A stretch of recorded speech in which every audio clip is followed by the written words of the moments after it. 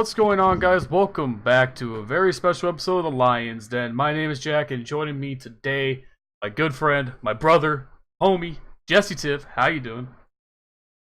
Doing great. How you doing? I'm doing fantastic. And today, we are going to be giving our initial thoughts on Destiny 2 Forsaken. It's been out for 2 days at the time of recording this, and oh my god, the grind has been real. If you follow me over my Twitch channel, which you should be, I streamed day one for like 10 hours. My soul felt like it was going to crumble afterwards, but it was so worth it. Right out the gate, I really do think this is probably the best expansion Destiny's ever had. Like, I get that vibe pretty strong. Oh, so, I mean, big statement that is, for sure. Definitely the best Destiny 2 expansion, but that's not saying much. Right, yeah. I don't know. I mean, it's tough. Taken King was amazing. I don't know. It's really, really good, though. It's either right above Taken King or at Taken King level. One of the two. Right. But, like, I guess I should be more specific. In terms of raw story, and keep in mind, we're going to talk spoiler-free for, like, a couple of minutes, just in case, you know, maybe you're not too sure if you want to jump in or not. I highly recommend you do, so we won't spoil things immediately. But in terms of just raw story beats, this is the best story Destiny's ever had. I'm pretty confident in saying that. Yes, agreed.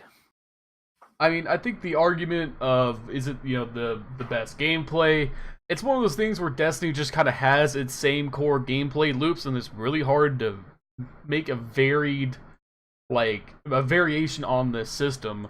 But I also don't really want them to. I just kind of like that the story missions in terms of gameplay are brief. You get in, you get out, and you get to just experience the story, and you can move on to the end game really quick. I don't mind the stories not being in depth in terms of gameplay, you know?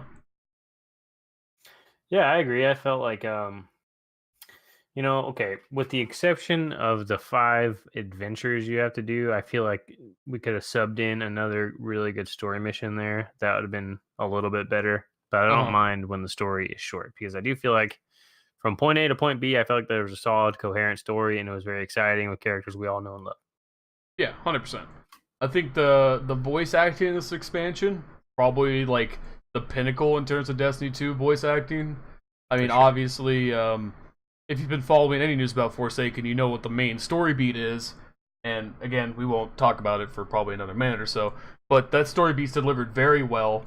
We get to see some of the best character performances from the 3 main Vanguard. I mean, you know, I hated Ikora before this expansion, but she's, like, now one of my favorite characters. Like, she's that strong. I mean, she has, like, 4 lines. Savala has 2. I don't know if you call those strong performances. I would just call them, you know, nice story beat. I think Ikora delivered on it, though. I mean, then... Yeah, it was good, but, I mean, she wasn't a main character or anything. She has 3 lines. Anybody can do 3 lines good. That's true. To be fair, there's also, like, out of cutscene dialogue you get, like, when you're picking up quest steps. That's actually insanely good as well. Yeah, but we're talking about main story, no quest stuff. Right? That's fair. That's totally fair. Because most people aren't going to play all the quests. Most people are just going to run through the story, do a couple of small things. Nobody's going to do... Not everybody's going to do all the complete everything. Mm-hmm. Okay, well, I guess we'll just transition here, and we'll speak in broad terms about what you're going to get in terms of initial story content. It's pretty much, it's 5 story missions total, 6 adventures that you'll have to do in between those story missions, as well as 2 new patrol spaces. Yes, you have to do. They are part of the story. Not a huge fan. Didn't have to do it in the Destiny 1 base game. Well, I have some arguments for the adventures, but we'll save that for the spoiler section. But we're getting 2 new patrol spaces as well, and these are probably some of the most fleshed out patrol spaces that we've seen since the Dreadnought. Like, the Dreadnought's like the pinnacle, right? There was so much to do in the Dreadnought that we were there for like months after Taken King, still finding new shit. So, like, that's like the pinnacle of a good patrol space. I would say the 2 patrol spaces introduced in this expansion are as good, and then the raid patrol space, I think, might actually be better. Like, we got some interesting new areas to explore in this expansion. Yeah, I don't know. I haven't seen Dreaming Cities. I just ran through the campaign on 2 characters and started playing PvP and doing other things. So I can't speak on the second patrol area. But the first patrol area is great. What's it called? Broken Shore or something like that? Tangled Shore.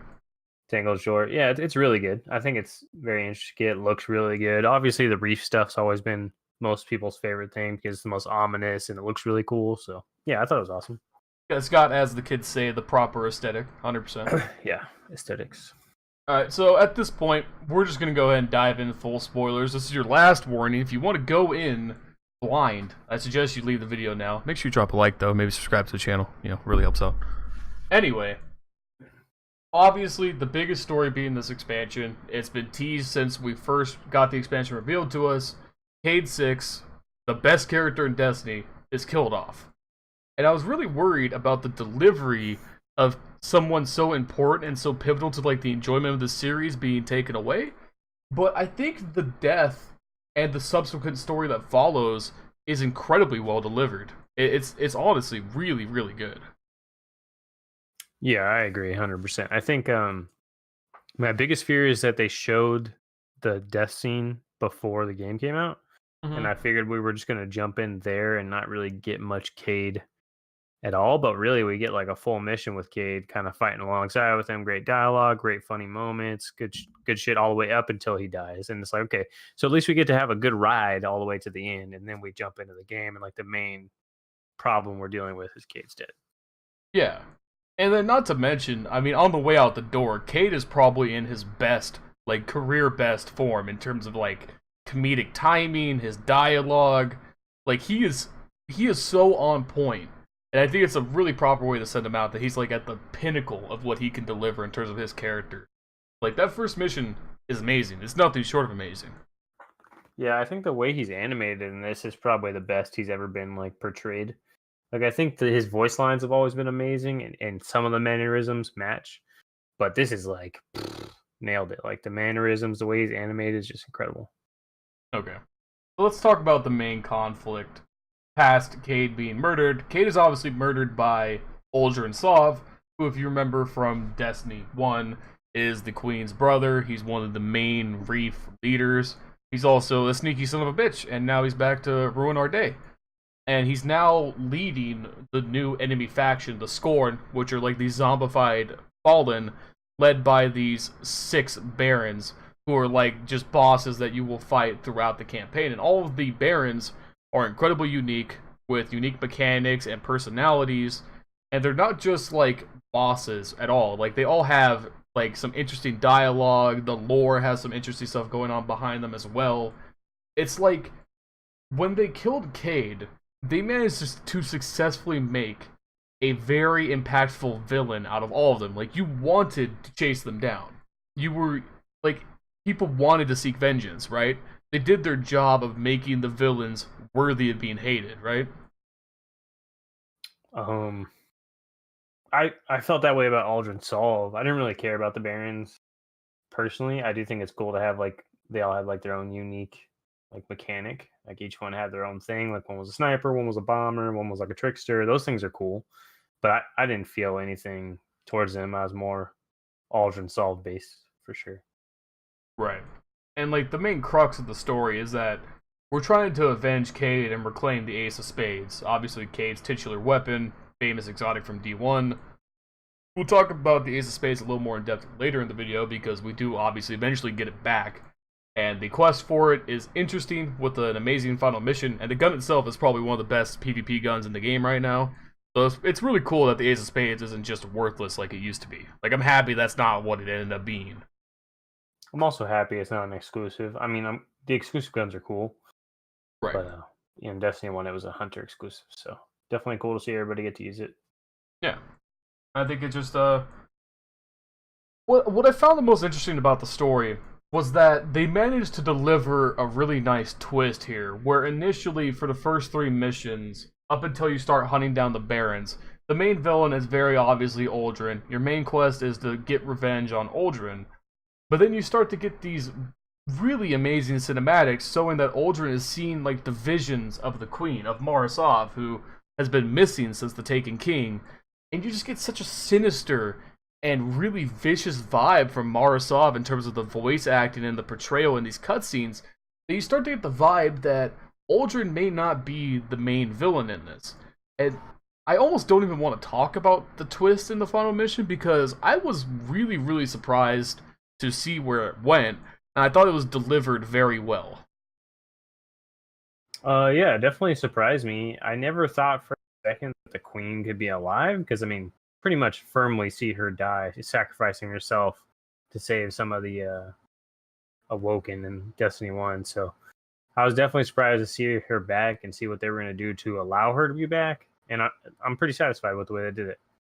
Yeah, I thought it was really well done. And then it's actually the queen is in fact alive. We find this out when you first gain access to the Dream City. Petra actually manages to make contact with the queen through like this giant like telescope communication machine that can like communicate through all of the different realms of reality. Some weird space magic bullshit.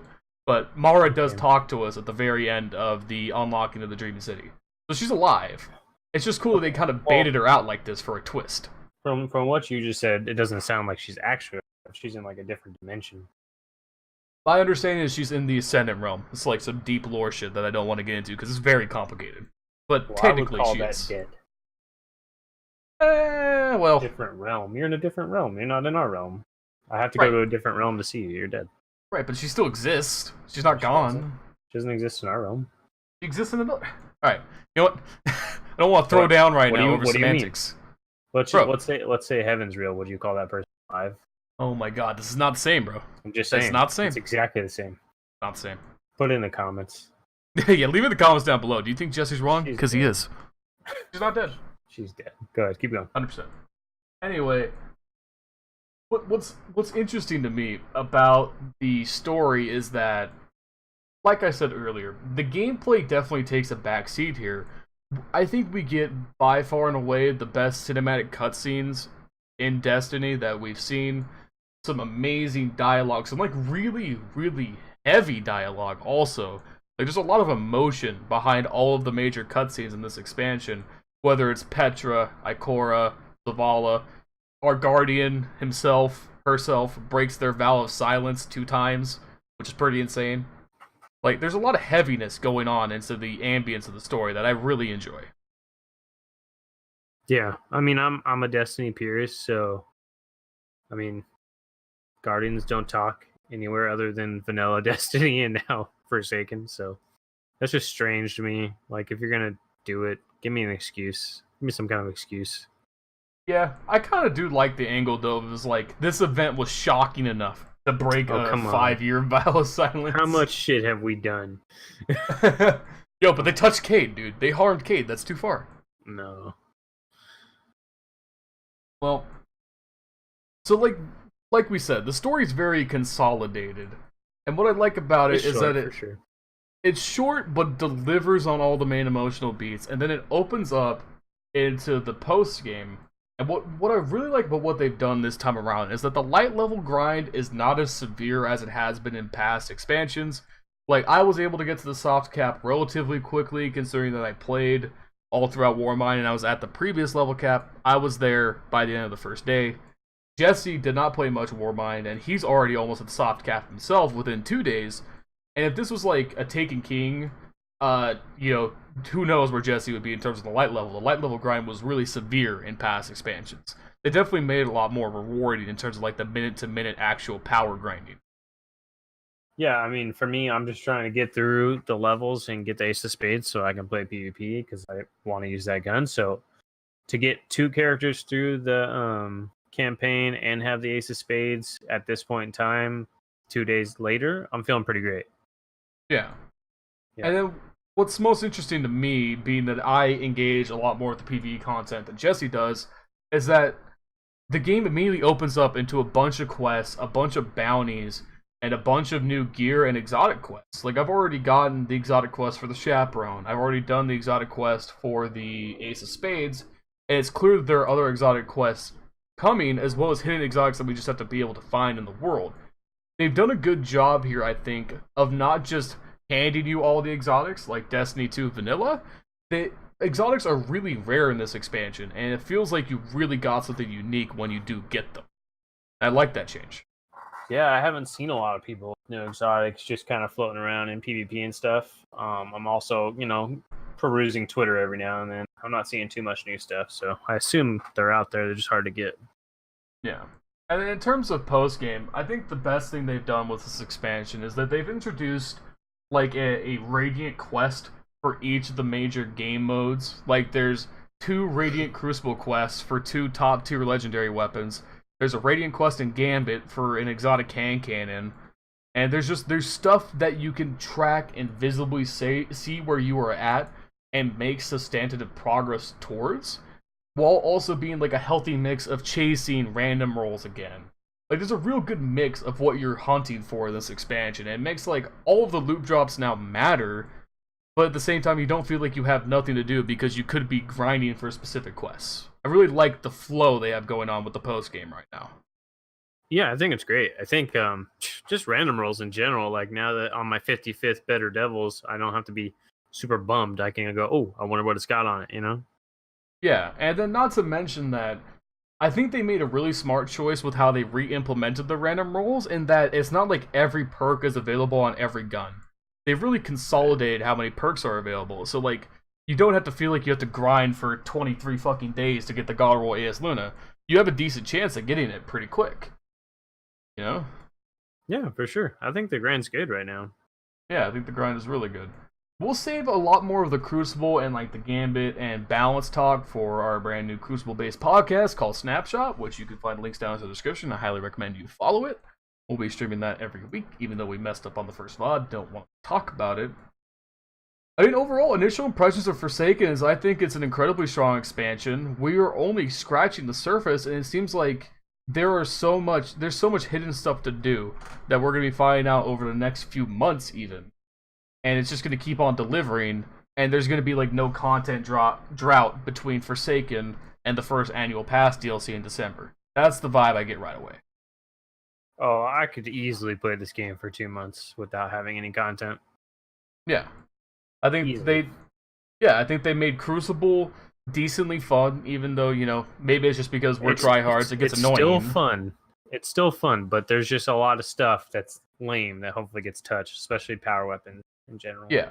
We'll save the specifics of that for another show. But they added the grind back to PvE without it feeling like, you know, everything's against you. They added an amazing new patrol space with the raid involved, and I was just running around in it for a few hours just trying to find secrets. It's been a long time since I felt like I could just run around doing absolutely nothing, but still feel like I'm doing something at the same time, like just discovering shit. They brought that sense of discovery back in this expansion, and I think that's like the best part about it. Yeah, I agree 100%. Even for me, I kind of want to play a little bit of PvE here and there because there's lots of stuff that I want to get, and when you can get me to play PvE, you've done something right. Yeah, because you are the most steadfast, I will never play PvE ever again type of guy. Just not a fan. Just not a fan. You know, hey man, you know, whatever you're into. You got any final closing thoughts, Jess? I think you gotta take your hat off to Bungie for all of the stuff that they've done in the last like 2 or 3 months with the roadmaps and all of the changes that have came. I mean, talk about listening to a community after not listening for 4 fucking years. You got to give them a little bit of credit here because they've done a lot of stuff the community's been asking for. Right. I think that's absolutely the biggest takeaway is that even though this patch, this launch is not perfect, it's absolutely, like everything for the last few months, it's an absolute step forward. And it looks like things are only going to continue to progress forward for Bungie, which is awesome. But it looks like we are going to have a perfect Destiny, you know, come 6 months' time or a year's time. We're going to get to that point. It doesn't feel like an unachievable thing. I agree. Alright guys, so those are our initial thoughts of Forsaken. Let us know what you think of the DLC down in the comments down below. You can also find the links to Jesse's Twitter, his YouTube channel. You can follow him on all those. He makes fantastic content over there. And you can also find me streaming over on my personal Twitch channel, twitch.tv/Lionheartz1337. You can also find us one more time with a good friend of mine, Furley707, over at the brand new SnapShot Crucible Podcast, where we'll be focusing on PvP every week over there, live streaming it on Twitch, and the VOD will go up on its own YouTube channel. Make sure you keep an eye out for that. Other than that, guys, my name is Jack. Thank you guys for watching, and we will see you in the next video. Later.